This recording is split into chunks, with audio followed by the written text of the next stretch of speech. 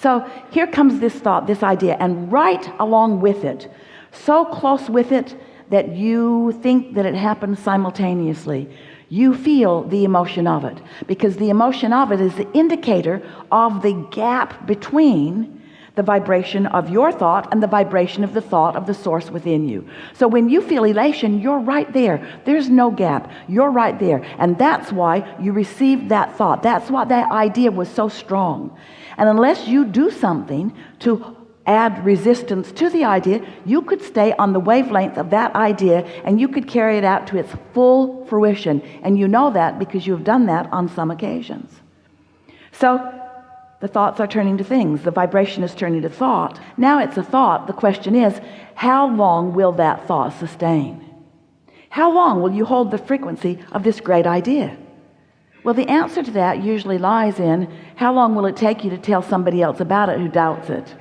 Because most of you start talking about your ideas before there is enough momentum in them, so there's no evidence of them. You know those people that you call dreamers, those people that have their head in the clouds, those people who never come to any fruition, but they've always got another great idea. You know why it doesn't come to fruition? You talk them out of it. Or others like you. Because you're gauging what their current success is going to be based upon what their past success has been. And since you haven't seen that much success in them or in yourself, then this new idea usually gets squashed. Jerry wrote a paper many years ago. He taught it to people in financial business that he was mentoring to try to help them to begin to believe more in their prosperity. And his paper was entitled, "Keep Your Ideas to Yourself Until They Are Fully Developed." Because he knew people were getting ideas and then they'd talk to other people about them before they had vibrational momentum. And it's so easy to talk yourself out of a really good idea before it has any vibrational momentum. And you know why it doesn't have any vibrational momentum? Because you think about it, but then you think about the absence of it. You kill the momentum with the contradictory thought. Well, cut that out. If you would not do that, if you could find some way to believe in your desires, to believe in your ideas longer, to hold the doubt at bay, to replace the doubt with belief. So what does that require? That requires, first of all, knowing what we just told you. Knowing that it is a vibrational reality that will come to fruition, but you've got to coax it along. No. It isn't that you've got to coax it along. You're not the energy that makes it happen. The energy that creates worlds is the energy that makes it happen. You don't have to coax it along. You just have to stop killing it. You just have to be more optimistic, which means in those early stages, usually you want to be more general about it. The more general you are, the less likely you are to introduce resistance to the idea. So here's this vibration that you are now translating into an idea. So you want to do everything you can to keep that idea alive. And if it begins to wane, if it begins to peter out, if it begins to lose its momentum, if you begin to doubt it, it's time for you in that moment to stop talking about it, stop thinking about it. Because at that point, the more you talk about it, the more you introduce more of the contradictory energy to it. You see what we're getting at? Do you know, you could give birth to an idea, never think about it again, and it would come to full fruition.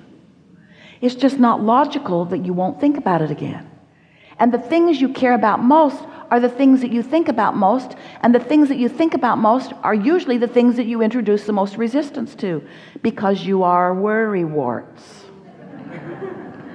So the creative process is 3 steps. The first step is ask, and life causes you to do that. The contrast causes you to know what you want, and you are vibrationally sending the request or the asking. Step 2 is source becomes the vibrational equivalent of what you've asked for, lines up with it so powerfully and begins emitting a signal which law of attraction is responding to. Now that's important to know, because as your inner being is offering a signal about all that you have become, the new amended version of you that you added to just recently with this last negative experience that you had that caused you to want something more than you've ever wanted it before, source lines up with that and is emitting a signal. And think about what you know about law of attraction. Law of attraction is responding to that signal. And because law of attraction is responding to that signal, oh, you're going to love this. We've never said this to you before. Because law of attraction is responding to that signal, that's causing a momentum. A path has opened up. Can you get the sense of that?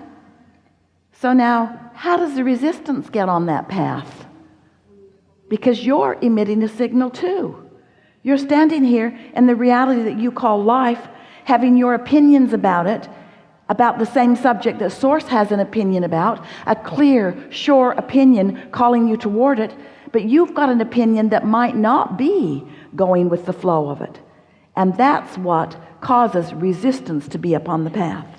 Because you get to think about things too. You get to think about them. You should think about them. That's how you carved out the desire to begin with.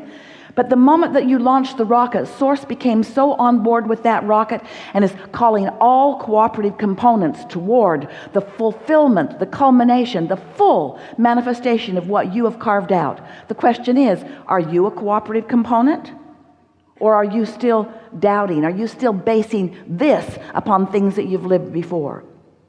So there's that gap, that vibrational variance between who you really are and who you're allowing yourself to be.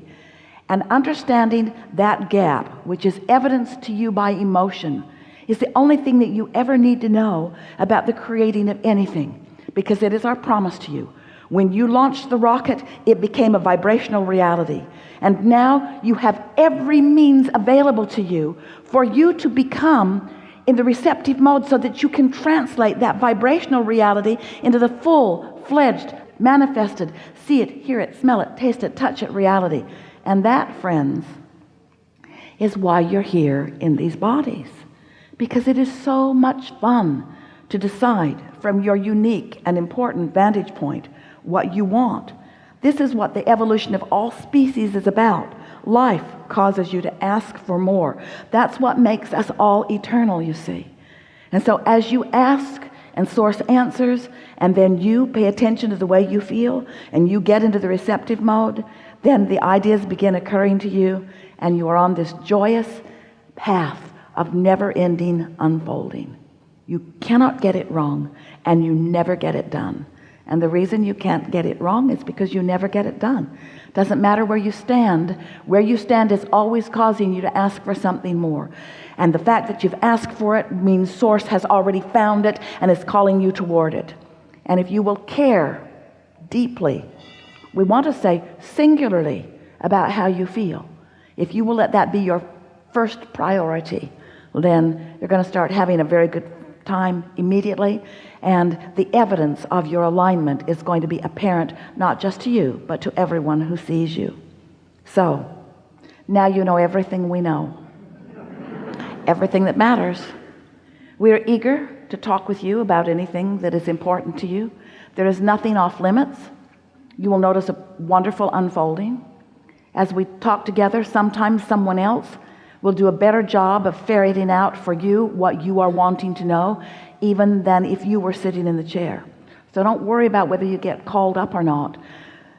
As we said to you, your Source knows where you are in relationship to what you are asking for, and knows the path of least resistance to help you find your way there. You are the creator of your reality, and it is so much fun when you get in the driver's seat and really begin consciously understanding how to do it. So, what do you want to talk about?